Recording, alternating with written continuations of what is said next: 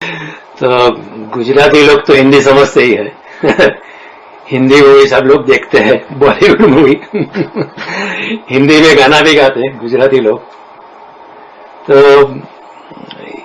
In all fairness to everybody, I speak in Hindi. I think that is that okay with everyone? You will like it, I am sure. You know, आपको हिंदी मजा आएगा. You know, you will get a different perspective. You know, तो गीता की इस अंतर यात्रा में आप सबका स्वागत है. फिर से हम इसको शुरू करते हैं और ये बहुत आनंदपूर्ण यात्रा है. इसमें हमें बहुत सीखना मिलता है और ये जो यात्रा है, ये जो सत्संग है, न केवल मेरा है, ये सत्संग आप सबका भी है और मेरा भी है. तो इसको लेके हम आगे बढ़ते हैं.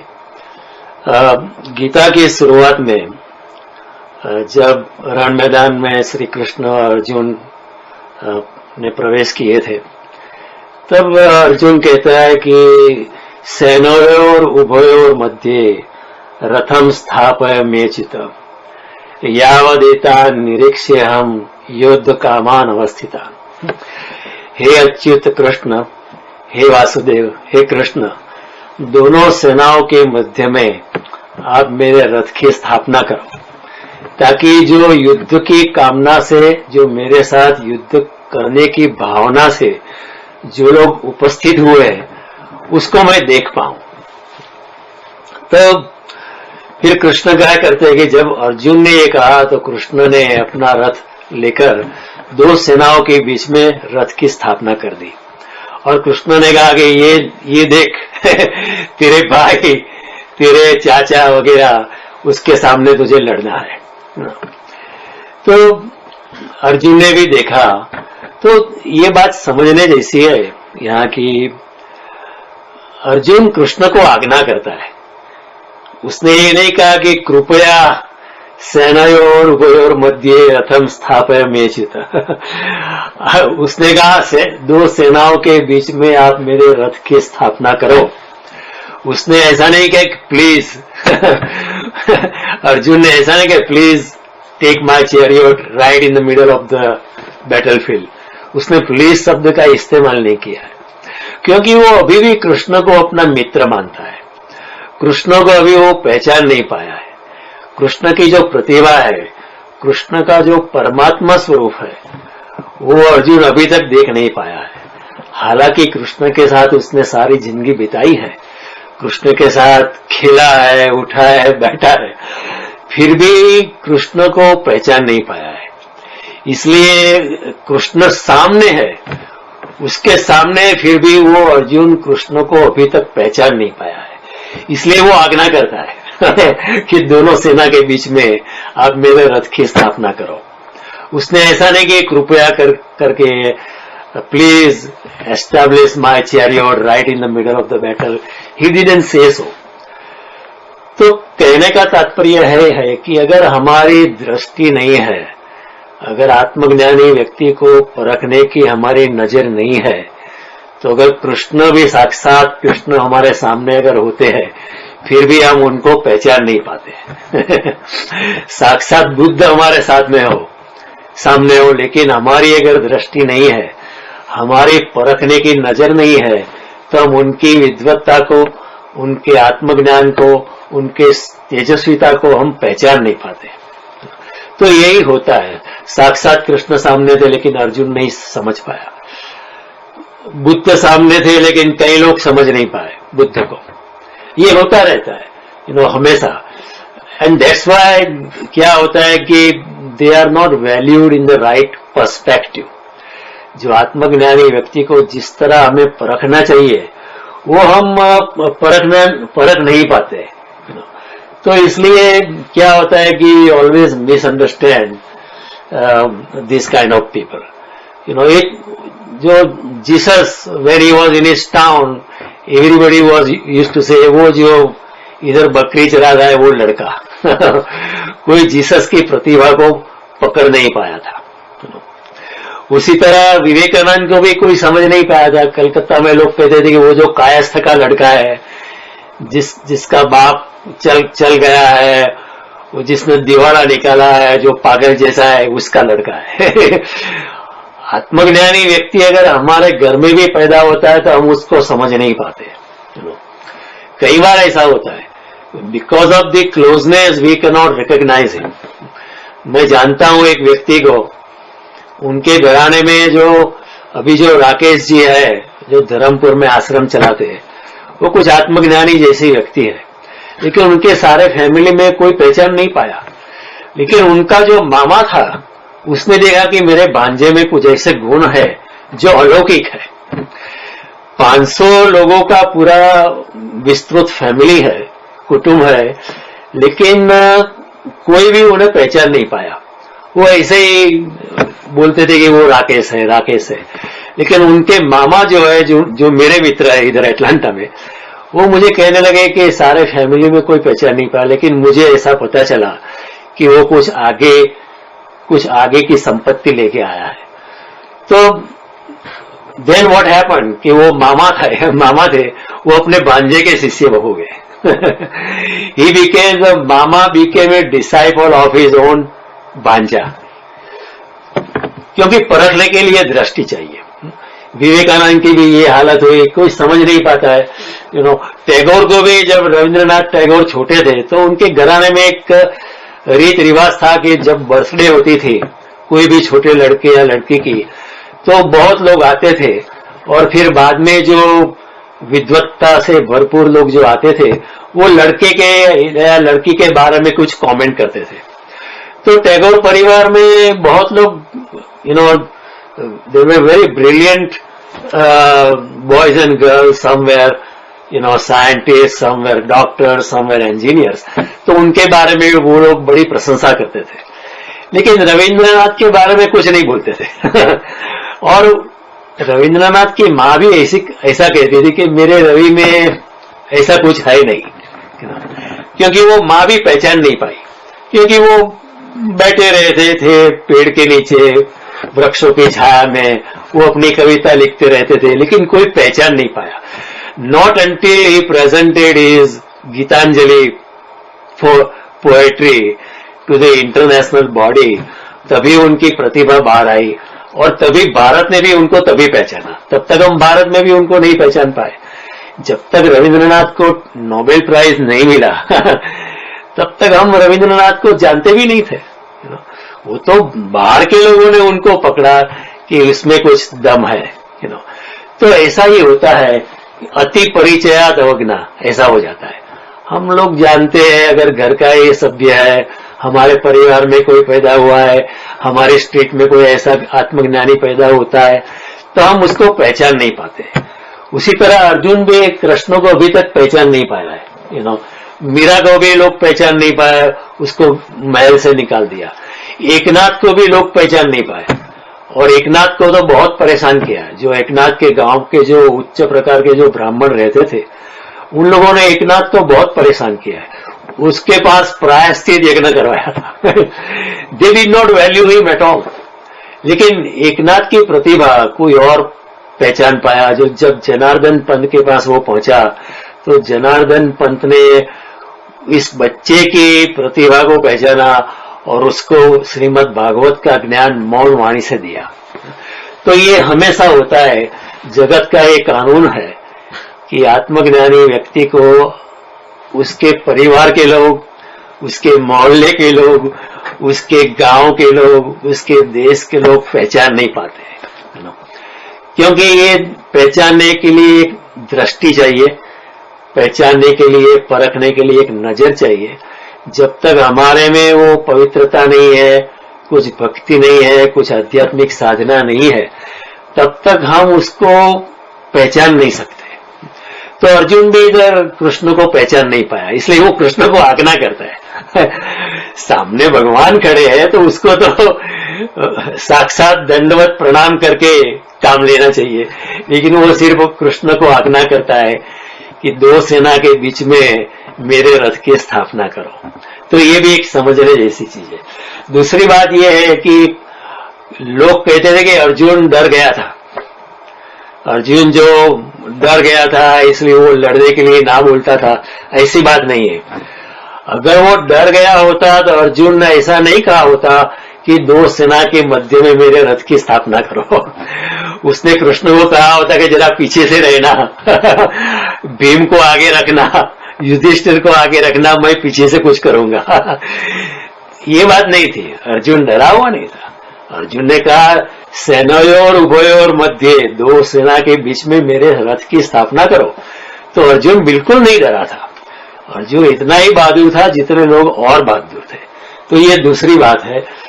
और तीसरी बात ये समझने की है कि कृष्ण परमात्मा स्वरूप है, फिर भी अपने भक्त के लिए सारथी बने।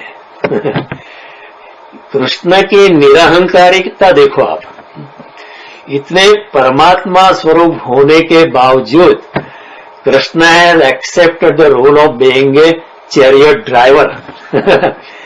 You know, if I tell you, अगर मैं आपको कहूं कि मुझे एयरपोर्ट जाना है, आप मुझे एयरपोर्ट पे छोड़ के मेरी गाड़ी को गाड़ी में लेके जाना, आप ड्राइव करना, एयरपोर्ट मुझे छोड़ देना, फिर गाड़ी वापस लेना, मेरे घर में पार्क कर देना, तो आप कहेंगे कि जयदेव भाई आप टैक्सी बुला लो, मैं आपका ड्राइवर नहीं हूं। या आप उबेर ले लो या लिफ्ट ले लो, I am not your driver. ऐसा मैं बोल देता हूं क्योंकि मेरे अहंकार को थोड़ा सा झटका लगेगा। लेकिन कृष्ण इतने निरहंकारी है कि अपने भक्त के लिए सारथी बनने के लिए भी तैयार है। सारथी यानी क्या, ड्राइवर ही नहीं। जहां अर्जुन कहे वो वहां उसका रथ चलाना है, अर्जुन से आज्ञा लेनी है। सारथी को तो काम ही यही है कि जो उसका मालिक है वो जो आज्ञा दे उसकी आज्ञा के अनुसार उसको काम करना है। तो कृष्ण इतने निरहंकारी है कि भक्त के लिए सारथी बनने के लिए भी तैयार है। और उसमें ये बात समझने की है कि जो पूर्ण तरह से निरहंकारी होता है, जो बिल्कुल नॉन एंटिटी हो जाता है, वही परमात्मा स्वरूप हो सकता है। जो पूर्णता, जिसमें अहंकार का एक बूंद भी नहीं बचा है, वही परमात्मा स्वरूप हो सकता है।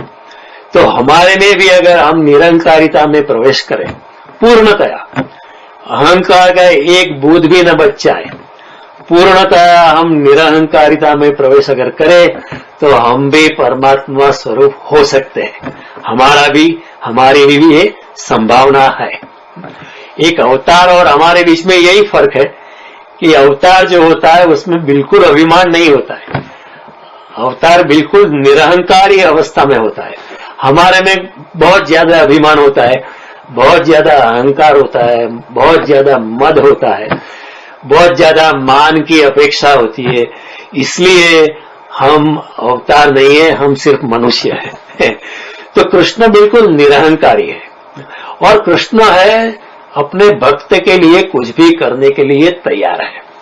इसलिए भगवान को हमने कहा है भगवान तो हाजरा हजूर है। हाजरा हजूर का मतलब क्या है? वो हाजिर है, यानी not only he is there but he is also active. वो हाजिर है और वो हजूर भी है। भगवान हमारे लिए is ready to help us, he is ready to serve us. भगवान हमारे लिए कुछ सेवा करने के लिए भी राजी है। ऐसा नहीं कि मैं हूं लेकिन मैं आपकी सेवा नहीं करूंगा, मैं तुम्हारा नौकर नहीं हूं। भगवान जो है वो हाजिरा हजूर है, हाजिर भी है और हमारे लिए भगवान हजूर बनने के लिए भी तैयार है, यदि हमारी पात्रता हो तो। अगर हम भगवान के भक्त हैं, भगवान से जुड़े हुए हैं, 724 हमारे दिमाग में, हमारे प्राणों के प्राण में, हमारी आंतर चेतना में श्री कृष्ण या श्री राम बसे हुए हैं, तो भगवान हमारे लिए कुछ भी करने के लिए तैयार है। He is ready to do anything. Krishna ने कहा था कि महाभारत के युद्ध में मैं हथियार नहीं लेने वाला हूं। लेकिन फिर भी उन्होंने हथियार लिया। क्यों लिया? एक तो अपना ही वचन उन्होंने तोड़ा। क्यों तोड़ा? एक तो अपने भक्त का बचाव करने के लिए, अर्जुन का बचाव करने के लिए, सिर्फ अर्जुन की रक्षा करने के लिए भगवान ने अपना खुद का वचन तोड़ा। और दूसरा, भीष्म पितामह ने कहा था कि मैं आपसे हथियार लेके ही छोड़ूंगा, आपको लेना ही पड़ेगा मेरे सामने हथियार। ऐसी प्रतिज्ञा भीष्म ने ली थी, आपके पास मैं हथियार उठा के ही रहूंगा। तो उसका भी मान रखने के लिए भगवान ने हथियार उठाए। और भगवान जो कृष्ण, भगवान की प्रतिभा ऐसी होती है, वो सिद्धांतों को पकड़ के नहीं रखते, वो बहुत तरल होते। कई लोग ऐसे होते वो सिद्धांत को पकड़ के रखते हैं, भगवान सिद्धांत को पकड़ के नहीं रखते, भगवान बहुत तरल होते। एक होता है सत्य और दूसरा होता है तथ्य। तथ्य यानी जो संयोगिक सत्य है, उस वक्त का जो सत्य है उसका नाम है तथ्य। जब भगवान प्रतिज्ञा लेते हैं कि ठीक है मैं हथियार नहीं लूंगा, तो उस वक्त ऐसी परिस्थिति थी कि ठीक है हथियार मैं नहीं लूंगा, तो उस वक्त का वो तथ्य था। लेकिन जब वो संयोग बदल जाता है तो भगवान सोचते हैं कि अभी वो उसको पकड़ रखने में उसमें कोई सार नहीं है। जब कौरवों ने इतने युद्ध के नीति नियम तोड़ दिए हैं, तो फिर वो सिद्धांत वो पकड़ के बैठ के रखने का कोई सवाल नहीं है। भगवान भीष्म पितामह तरह की नहीं है कि मैंने वो ब्रह्मचर्य का व्रत लिया है। जब भीष्म ने व्रत लिया मैं ब्रह्मचर्य का पालन करूंगा, तब जो राज्याधिकारी थे, जो राजा थे, हस्तिनापुर के जो सम्राट थे, वो बड़े नीतिवान थे, इसलिए उसने व्रत लिया था। लेकिन अब सब कुछ बदल गया, लोगों ने नीति छोड़ दी, लोग कपट में आ गए, लोगों ने अन्याय शुरू किया, लोगों ने ठीक तरह से अपना राजधर्म नहीं निभाया, तो फिर अपना ये वचन निभाने की कोई जरूरत नहीं है। तो कृष्ण का सत्य जो है ना काफी तरल है। You cannot bind Shri Krishna in his own words, क्योंकि सत्य जो है भाषा से परे है। You cannot frame truth, you cannot frame परमात्मा in the framework of language, in the framework of words. परमात्मा को हम शब्दों में कुंठित नहीं कर सकते। यही बताने के लिए कृष्ण ने हालांकि वचन दिया था, लेकिन कृष्ण ने बेफाम तोड़ दिया, और इसके पीछे भी उनका तात्पर्य है। क्योंकि जिन परिस्थितियों के अनुसार कृष्ण ने वचन दिया था, वो परिस्थिति अब बची नहीं। कौरवों ने खुलेआम युद्ध के नियमों का उल्लंघन किया, कौरवों ने खुलेआम जो युद्ध के नीति नियम थे उसका पालन नहीं किया, तो कृष्ण ने भी कहा फिर मैं अपनी प्रतिज्ञा का पालन क्यों करूं, ये तो मूर्खता होगी। तो भगवान जो है भक्त के लिए हाजिरा हजूर है, हाजिर भी है, हजूर भी है। वैसे भगवान कहते हैं कि समोहम सर्वभूतेषु न मे द्वेष्यसि न प्रिया, ये भजन्ति तो मां भक्त्या मयि ते तेषु चाप्यहम। भूत मात्र में मैं समान भाव से हूं, मुझे किसी के प्रति ज्यादा प्रेम या लगाव नहीं है, किसी के प्रति घृणा भी नहीं है। लेकिन जो मेरे साथ भक्ति भाव से जुड़ा हुआ है उसके लिए मैं कुछ भी कर सकता हूं। जो मेरे साथ भक्ति भाव से जुड़ा हुआ है, मैं भी उसके साथ भक्ति भाव से जुड़ा हुआ हूं, वो मेरे में है और मैं उनमें हूं। मयि ते तेषु चाप्यहम, I am in them and they are in me. तो ये समझने की बात है, अगर हम भगवान के साथ भक्ति भाव से जुड़े हैं, तो भगवान भी हमारे साथ भक्ति भाव से जुड़े हैं, और he can make every possible exception for us. इसलिए भगवान सब कुछ छोड़कर हमारी मदद में आ सकते हैं, और अनेक भक्तों ने इसका अनुभव किया है। हमारा एक कवि है, उसने लिखा है, हरि ने भजता हजू कोई लाज, जता नथी जानी रे। वाले उगारे प्रहलाद, हिरण्याकश्यप मारे रे, पांचालीना पूरा चीर, पांडव काज किधारे। So he goes extra mile for his bhakta. If you are in a relationship of mad romantic love with Sri Krishna, he is also in a mad romantic love with you. तो ये पारस्परिक होता है। And Krishna says कि जो मेरे साथ इस तरह जुड़े हुए हैं, उसके लिए ददामि बुद्धि योगम तम ये न माम उपयांति थे। ऐसे लोगों को मैं ठीक तरह की बुद्धि देता हूं, ठीक तरह की मति देता हूं, ठीक तरह का मार्गदर्शन करता हूं ताकि वो मुझको पा सके। ये न माम उपयांति थी। देखो भगवान की कितनी करुणा दृष्टि है कि मैं इन लोगों को सद्बुद्धि देता हूं क्योंकि मनुष्य ऐसा है न, कभी उधर चला जाता है, कभी इधर चला जाता है। हम कितनी भी गीता पढ़े, रामायण पढ़े, फिर भी हमारा मन ऐसा है, कभी उधर चला जाता है, कभी उधर चला जाता है। जो आध्यात्मिकता की जो गहराई है वो 1 मिनट में गायब हो सकती है, इसलिए तो हमारे शास्त्रों में शब्द है योग भ्रष्ट। अभी योग में था लेकिन अभी योग भ्रष्ट हो गया। अभी अगले महीने तक वो इंसान योग में था, अभी वो योग भ्रष्ट हो गया। आपने कभी सोचा कि हमारे शास्त्रों में योग भ्रष्ट शब्द है लेकिन भोग भ्रष्ट शब्द नहीं है। भोग में से क्या भ्रष्ट होना है, वो तो भ्रष्ट है ही है। जो थोड़ा ऊपर गया है वही भ्रष्ट हो सकता है। अगर कोई किसी ने थोड़ी आध्यात्मिक ऊंचाई पकड़ी है, कोई अगर आध्यात्मिक ऊंचाई पर थोड़ा पहुंचा है, उसकी थोड़ी भ्रष्ट होने की संभावना है। लेकिन जिसने कुछ किया ही नहीं है, जो नीचे कीचड़ में ही गिरा है, उसके भ्रष्ट होने की कोई संभावना नहीं है।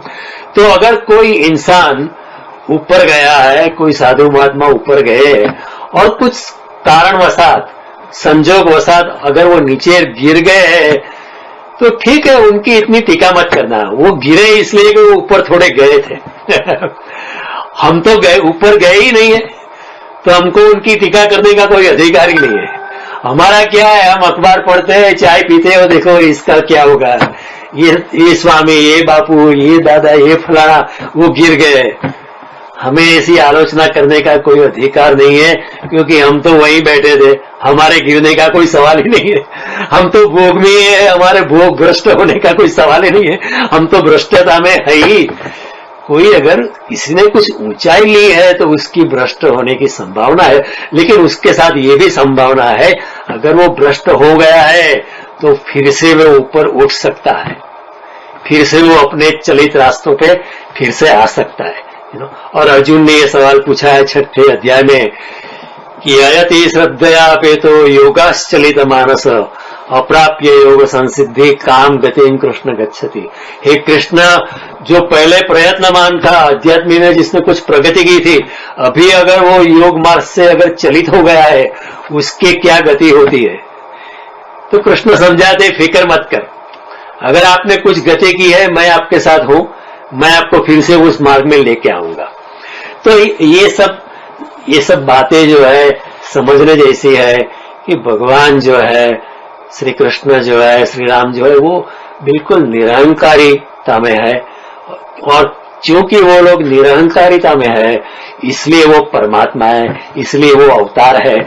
और क्योंकि हमारे में अहंकार है, हमारे में सो कोड अस्मिता है, हमारे में सो कोड मनुष्य गौरव है, इसलिए हम अवतार नहीं है, इसलिए हम परमात्मा नहीं है। हालांकि हमारे में भी संभावना है, मनुष्य ही अवतार बनता है ना, आखिर तो अवतार होने वाले भी मनुष्य थे।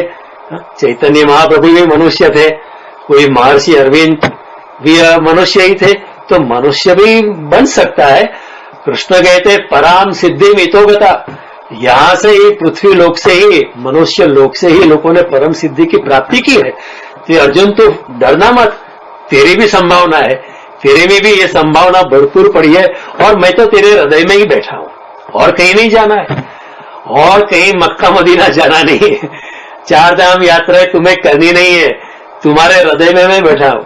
ईश्वर सर्वभूतानाम हृदय देशे तिष्ठतिर्जुन भ्रामयन् सर्वभूतानि यंत्रारूढ़ानि माया। तेरे हृदय में बैठा हूं, क्योंकि तू माया में भ्रमित हो गया है, इसलिए तेरे हृदय में बैठा हूं, लेकिन तू मेरी पहचान नहीं कर पाता है। माया से अंधकार हो गया है, मैं परम प्रकाश में तेरे हृदय में ही बैठा हूं। ये माया का अंधकार तू जरा थोड़ा सा निकालेगा, थोड़ी सी माया की धूल अगर तू हटाएगा, तो मैं तो प्रकाशित ही हो जाऊंगा, तू अपने अवतार स्वरूप को तू भी पालेगा। तो ये सब समझने की बात है। कृष्ण तो क्या है, कृष्ण हमेशा के लिए हमारी सहायता के लिए तत्पर है, क्योंकि कृष्ण निरहंकारिता में। श्रीमद् भागवत में पूछते हैं उद्धव जी कि भगवान आपने कितने ब्रह्मांडों की रचना की है। तो भगवान कहते हैं कि मैंने कुछ हिसाब नहीं रखा है। देखो हमारा क्या है, हम थोड़ा सा भी काम करते हैं ना हिसाब रखते हैं। पति पत्नी भी हिसाब रखते हैं, हिसाब करके बता, देखो मैंने तेरे लिए इतना किया था, इतना किया था। List of 10 different things. आप हमारे लिए कुछ नहीं करते। हम लोग हिसाब रखते हैं, देखो मंदिर में इतना मैंने काम किया था, ये काम किया था, वो काम किया था, हम बिल्कुल माइंड में रखते हैं। भगवान कहते हैं मैंने कोई हिसाब नहीं रखता। उद्धव जी पूछते हैं नहीं नहीं फिर भी कितने ब्रह्मांड है। भगवान ने कहा वो तो अगणित ब्रह्मांड है। उद्धव जी फिर भी पूछते हैं कि लेकिन कितने। तो भगवान ने कहा कि मैं आपको एनालॉजी देता हूं, एग्जाम्पल देता हूं, उदाहरण देता हूं, दृष्टांत देता हूं। अगर तू अपने मकान के बेसमेंट में बैठा है और सूर्य की किरण बेसमेंट में अगर आती है तो वो किरण से जितने आप धूल के रचकण देखते हो, वो किरण का जो फोकस होता है, जितने आप धूल के रचकण देते हो उतने शायद मैंने ब्रह्मांडों की रचना की है, लेकिन मैंने कोई हिसाब नहीं रखा है। यानी अगणित ब्रह्मांडों की रचना की है। लेकिन भगवान हिसाब नहीं रखते क्योंकि वो बिल्कुल निरहंकारिता में है, बिल्कुल निर्ममत्व में है। हमारा क्या है, हम ममत्व रखते हैं। हम कहते हैं मेरे गीता के 300 प्रवचन हुए, इसका मतलब है मुझे अभी भी अटैचमेंट है। कितने प्रवचन किए उसके ऊपर मेरी आसक्ति है, इतना अहंकार मेरा और बढ़ता है। मैं कई सन्यासी को भी मिला हूं, वो कहते हैं कि जब मैंने सन्यास लिया तो मैंने इतनी जमीन छोड़ी थी, इतना पैसा छोड़ा था, इतने जर जागीर को लात मारी थी। तो मैंने एक साधु संत को कहा कि आपने लात मारी जरूर होगी, लेकिन वो लात ठीक से लगी नहीं है, क्योंकि अभी तक आप हिसाब रख रहे हो। 30 साल हो गए सन्यास लिए और आप अभी तक हिसाब लेके बैठे हो कि इतना पैसा छोड़ा था, ये पत्नी को छोड़ा था, ये संसार को छोड़ा था, इतनी जमीन छोड़ी थी, इतना पद छोड़ा था। आपने लात तो मारी थी, लेकिन वो लात अभी तक ठीक से नहीं लगी है। अभी तक वो माया जो है, आपका जो ममत्व है, उसमें वो भी अभी आप बैंक बैलेंस जो पहले था वो आपका पीछा कर रहा है। लेकिन कृष्ण देखो, इतने ब्रह्मांडों की रचना करने के बाद वो कहते मुझे पता ही नहीं कितने ब्रह्मांडों की रचना है। वो कबीर जैसी बात है। कबीर कहते हैं नेकी कर और कुएं में फेंक। अच्छे काम कर और भूल ही जाके तूने किए, उसे कहते हैं निष्काम कर्म। और ऐसे निष्काम कर्म की यात्रा कर करके भी इंसान परमात्मा को प्राप्त कर लेता है। वो कृष्ण 3 अध्याय में 4 अध्याय में समझाते हैं। तो ये भी एक समझने की बात है। मैं एक भागवतकार को मिला था, मैं उनका नाम नहीं लूंगा, वो अटलांटा में आए थे। I had a private meeting with few people with him. तो उन्होंने कहा कि मैंने अभी तक 500 भागवत कथा की है, अभी मैं 501वीं कथा में इस गांव में करने वाला हूं इंडिया में। लेकिन वो जो 501वीं कथा जो है वो मुरारी बाबू के चरणों में मैं अर्पित करने वाला हूं। लेकिन मैंने उनके साथ कोई बहस नहीं किया, लेकिन आपने गिनती रखी है।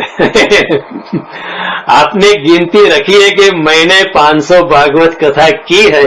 आपने कथा की, अच्छी बात है। और वो इंसान भी अच्छे इंसान है, ऐसा नहीं कि वो बुरे इंसान है, बहुत प्यारे इंसान है। लेकिन अगर आपका ममत्व टिक जाता है कि मैंने 500 कथा की है, तो वो भी अहंकार का कारण बन सकता है। वो भी एक अहंकार का कारण, वो भी हमारे हृदय में अहंकार को क्रिस्टलाइज कर सकता है, घनिष्ठ कर सकता है, और ऐसा अहंकार हमें अधोगति में ले जा सकता है। लेकिन कृष्ण तो बिल्कुल निरहंकारिता में है।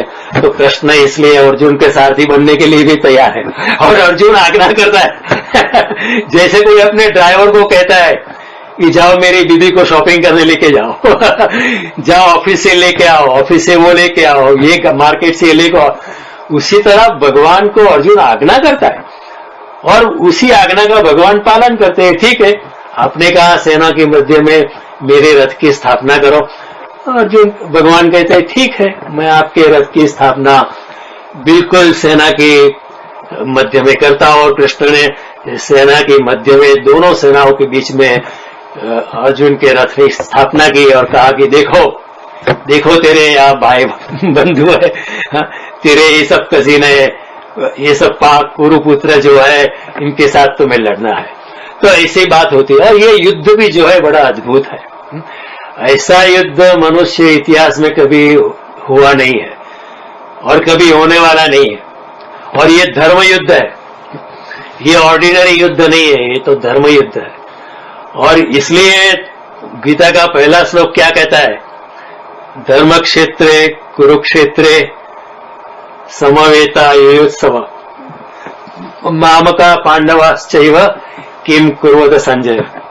धर्म के क्षेत्र में, कुरु के क्षेत्र में मेरे और पांडु के पुत्र ने क्या किया संजय, मुझे बताओ। गीता का पहला शब्द क्या है? धर्म। और गीता का आखिरी शब्द क्या है? आखिरी श्लोक क्या है? यत्र योगेश्वर कृष्णो यत्र पार्थोर्धनुर्धन धनुर्धर तत्र श्री विजयो द्युति ध्रुवा नीतिर मतिर मम। तो आखिरी शब्द है मम, पहला शब्द है धर्म। तो गीता पहला शब्द है धर्म, आखिरी शब्द है मम। जो मेरा धर्म है वो अपनी गीता है। पहला गीता का शब्द है धर्म क्षेत्र, यानी धर्म पहला शब्द है, और आखिरी शब्द है मम। धर्म मम, जो मेरा धर्म है वो पूरा जो हमारा धर्म है गीता में समाविष्ट हुआ है।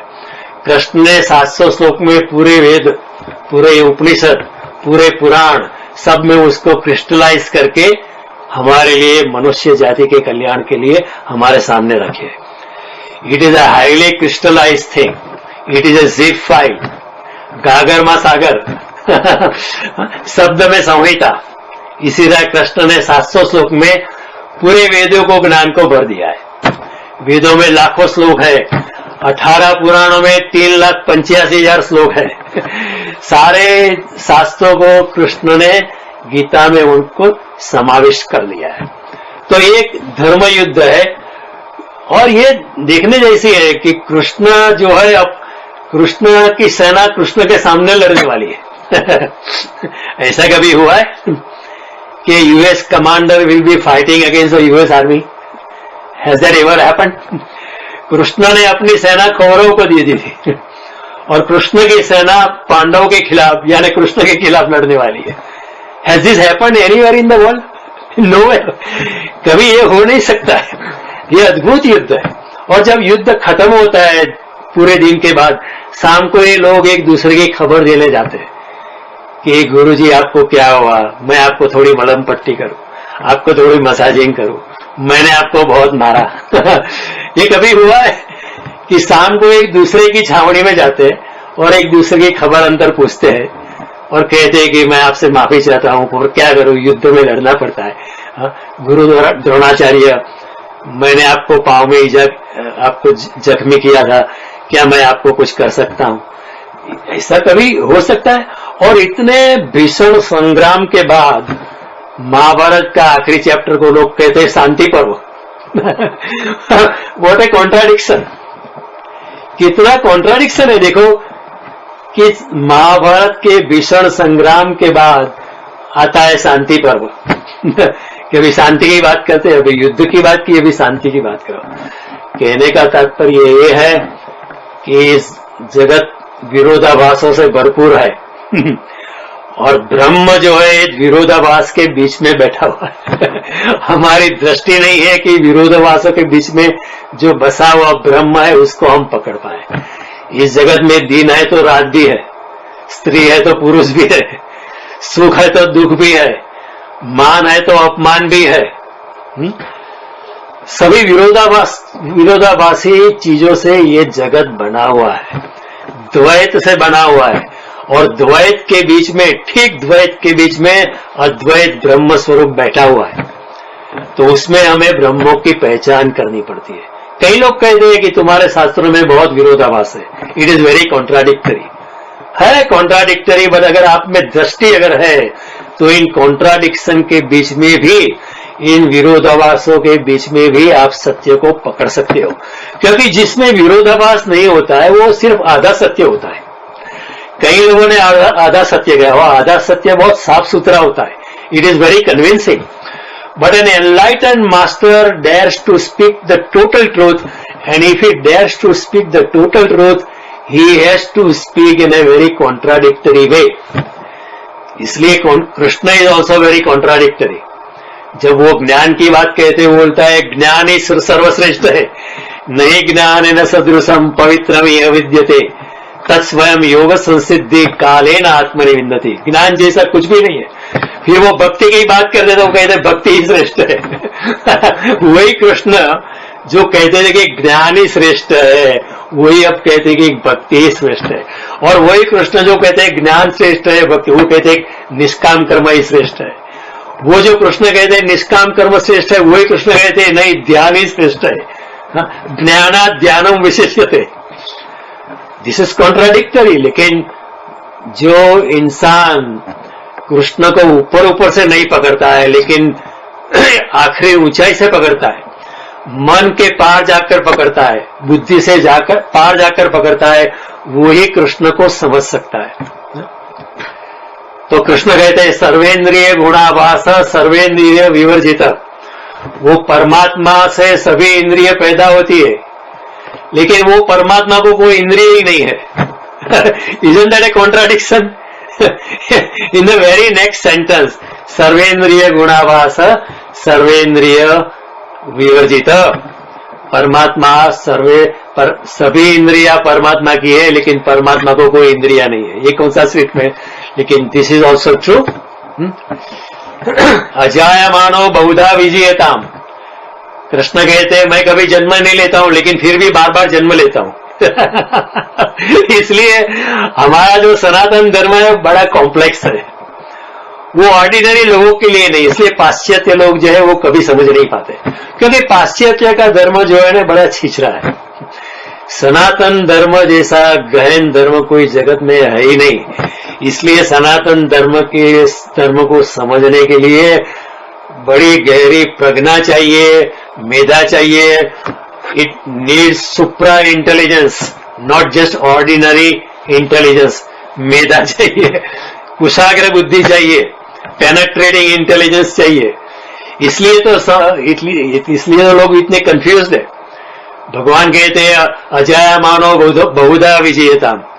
मैं कभी जन्म नहीं लेता हूं, फिर भी बार बार जन्म लेता हूं। भगवान कहते तद दूरे तद अंतिके। वो परमात्मा बहुत दूर है, फिर भी बहुत नजदीक है।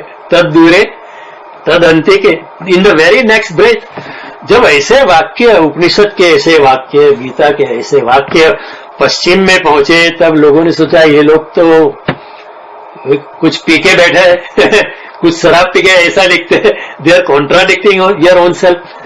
वो लोग कुछ शराब पी के नहीं बैठे, वो लोग बहुत बुद्धिमान थे, इसलिए उन्होंने ऐसे वचन किए। तो इतने भीषण युद्ध के बाद भी शांति पर्व की बात है।